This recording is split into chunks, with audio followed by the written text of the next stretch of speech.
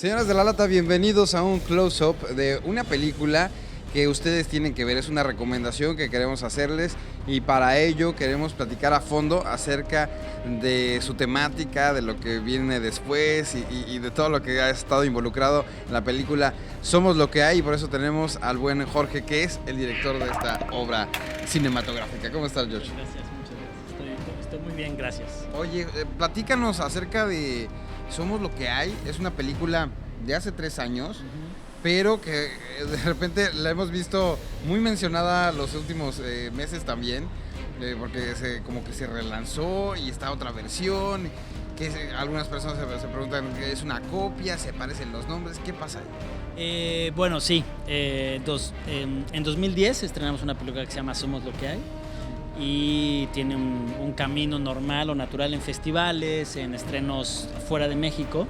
Y un día recibo una llamada de un productor que se llama Andrew Corkin, que me hace la propuesta de hacer un remake de Somos lo que hay. Así que bueno, entramos en un proceso jurídico de ver contratos, cómo podíamos ceder la película para que Estados Unidos hiciera un remake. Existían los 2 precedentes de compra o de cesión de derechos para hacer remake, que eran Solo con tu pareja y El bulto, pero fueron películas que no se filmaron. Entonces al final no había un camino, no había una manera en que ni cine, ni los productores, ni yo mismo supiéramos qué hacer.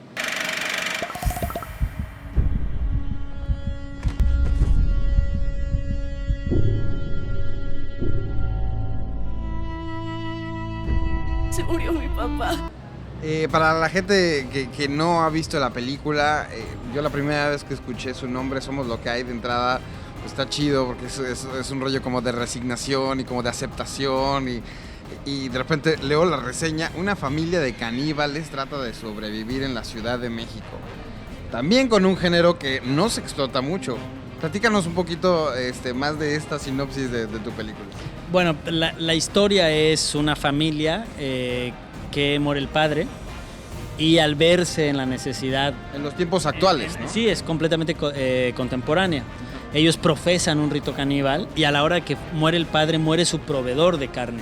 Digamos, el padre es el que salía a cazar, agarraba a una víctima y les daba de comer a la familia en un proceso ritual, evidentemente, no la comida diaria, pues, ¿no? Pero era todo este ejercicio de ver qué pasa con una familia cuando tiene la necesidad de recomponerse porque el padre está ausente, que es un poco nuestra realidad, pues, ¿no? Que era, yo conozco muchas familias que no tienen padre porque murió, no tienen padre porque emigró o no tienen padre porque simplemente es permisible que los padres abandonen las familias. Entonces, ¿qué sucedía con una familia que necesitaba una figura paterna y que no la tenía? Y cómo se iba a replantear, cómo se replanteaba hacia adentro. Y una de las cosas era, ¿qué pasa si tienen un ritual de esta envergadura con estas reglas tan estrictas como necesitamos un líder, necesitamos una cabeza, necesitamos un dogma de fe?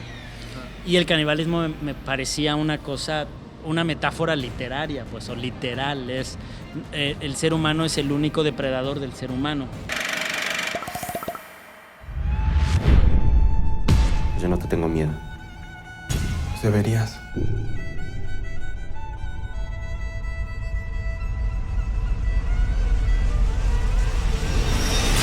A mí me encanta este rollo de la ciencia ficción, el gore, los monstruos.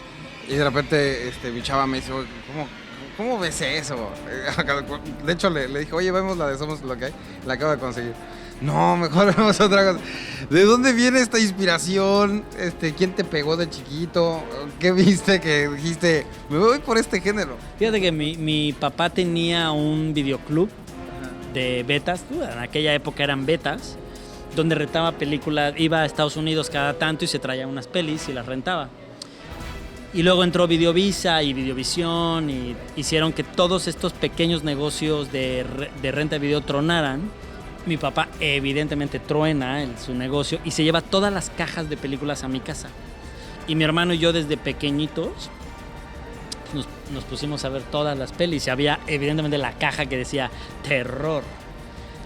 Y nos repasamos todo el terror de los 70s, todo el cine de ultraviolencia de Sam Peckinpah, ¿no? Todo el cine de Mario Bava, todo el cine de Darío Argento.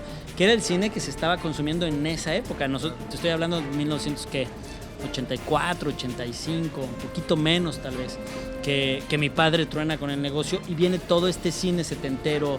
Me acuerdo perfectamente de Amarga Pesadilla, que es esta película de 4 tipos que van a hacer un paseo en una lancha y los atacan unos montañeses y violan a uno, y una cosa hiper violenta que nosotros vimos desde pequeños. Entonces desde ahí hay como un tornillo ahí que se me quedó como medio chueco. Es un rollo de ser provocador. Fíjate que nunca tuve la intención como de provocar o la intención de hacer algo más allá. Simplemente tenía como ganas de contar la historia de esa manera, porque hay miles de historias en México, miles de películas que hablan sobre la familia. Pero a mí me gustaba esta sensación de estar en una contradicción de estructuras. Pues decía, bueno, quiero contar la historia de una familia que se está recomponiendo, pero en una película de terror. Pusiste en riesgo a la familia, Alfredo. Pues esto les va a pasar si se vuelven a acercar a mi familia. Está increíble, la verdad es que es algo también chido que este género que explotaste sea acertado, porque hemos visto varias películas mexicanas que intentan crear terror y te da risa, la neta. Sí. ¿No? Hay Morgana y algunos con sus momentos hasta el viento tiene miedo en la nueva versión que hicieron, bla, bla, bla. Se está tratando de hacer, pero la gente, como dices, siempre están las salas llenas, pero es una pena que en una película de terror se rían en lugar de que les dé miedo. Sí, digamos, al final a mí me gusta también el horror comedy, ¿no? que al final también es un subgénero. Sí, pero ahí lo haces a propósito.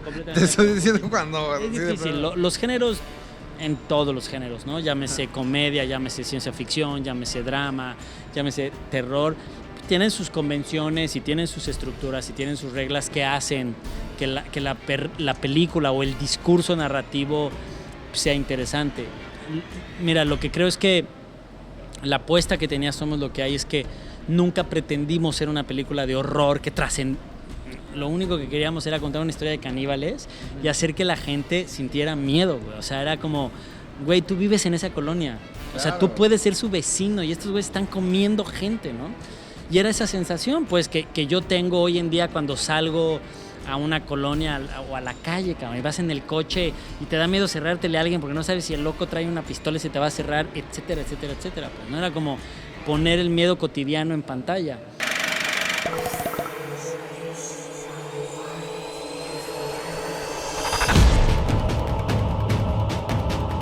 Oye, hay algo que es una lamentable y curiosa coincidencia, que es este chavo, uno de tus actores principales, falleció. Falleció y bajo unas circunstancias muy parecidas A una de las escenas. a una de las escenas, exactamente. Cuando te enteraste y leíste que... No, bueno, además hubo ahí hay unas circunstancias familiares muy tristes. Él tenía una mamá, pero estaba muy separado de la madre, no tenía padre, nadie sabía sus lazos familiares. Nosotros tenemos que ir a reconocer el cuerpo, nosotros tenemos que ir, después de que nos enteramos de la noticia, Paco Barreiro, Paulina Gaitán y un poquito más de gente, tenemos que ir a ayudar a que esto avance, porque nadie había reconocido el cuerpo, ya llevaba 3 días en CEMEF, una tragedia que se ve reflejada en la película. Digamos, al final Alan Chávez en su momento era uno de los actores con un potencial increíble para ser una estrella, pero que su circunstancia estaba orillándolo a otras cosas, que es un poco de lo que habla la película, pues, ¿no? O sea, al final tú eres lo que hay, o sea, tú naciste bajo esa circunstancia, bajo ese techo, y ese es tu límite, pues, ¿no? Y es difícil a veces trascender de ahí.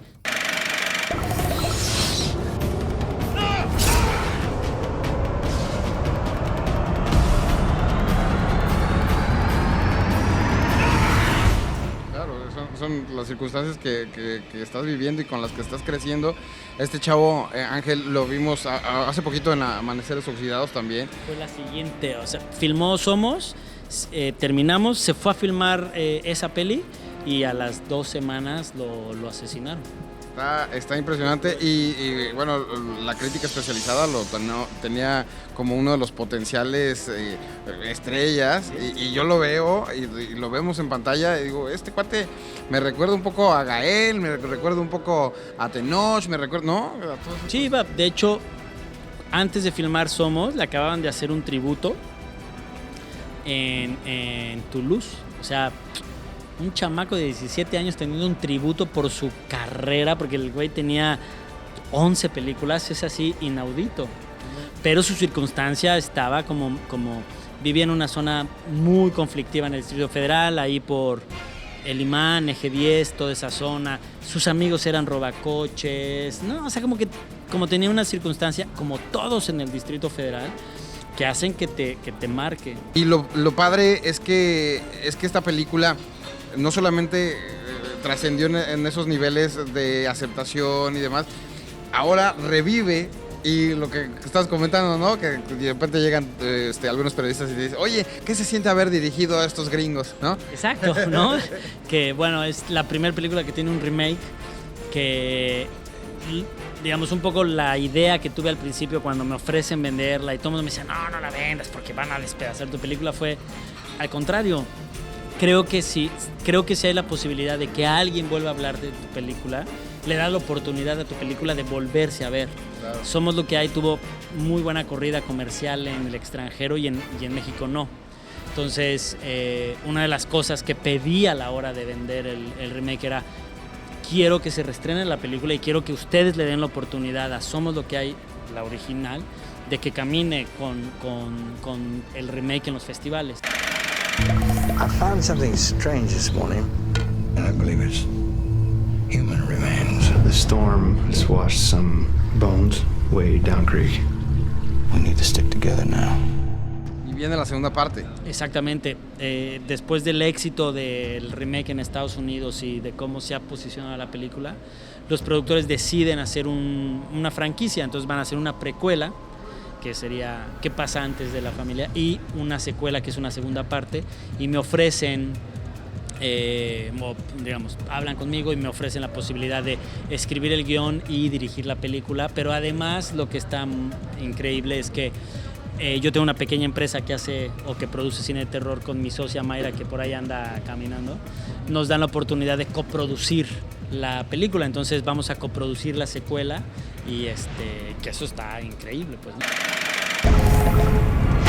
You hungry, Dad? We have plenty.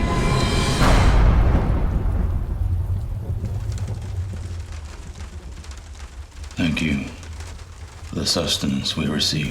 Y más que tú hiciste todo este proceso que de repente puede ser como un poquito más claro para un chavo que quiere hacer cine, es irte a estudiar a una escuela y seguir los procedimientos y las bases o los caminos que también la institución te otorga, ¿no? El CCC es una de las escuelas más importantes de cine, no solamente en México, en el mundo. Y entonces así es como te fue y lo tienes muy fresquecito para los alumnos y los estudiantes que están ahorita dándole, ¿no? Claro, y un poco la política que tenemos en Velarium, Mayra y yo, es todos los contactos son transparentes, entonces cualquier persona que se me acerque o se le acerque a ella para preguntarle, oye, ¿cuál es el contacto de tal persona? ¿Cómo le hago para distribuir? ¿Cuáles son las agencias de ventas interesadas en tal o cual género? La información que tenemos nosotros está a la mano de todos. Y eso lo aprendí en la escuela. O sea, llega un maestro con más experiencia que tú, que ha filmado 4 pelis y se para enfrente de ti y te dice, no sé cómo hacer pelis, yo las hice de esta manera, y esa experiencia te ayuda, pues es prácticamente lo mismo. Entonces, por eso tenemos esta política interna de toda la información que nos llega, la limpiamos, porque a veces nos llega mucha paja.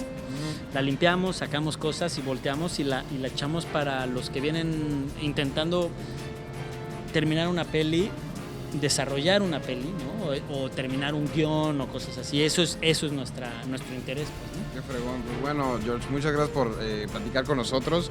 Creo que es un gran ejemplo de éxito en lo que has estado haciendo, y para la gente que nos está viendo, que son gente que le encanta el cine, yo creo que va a ser de mucha utilidad. ¿Algo que quieres agregar?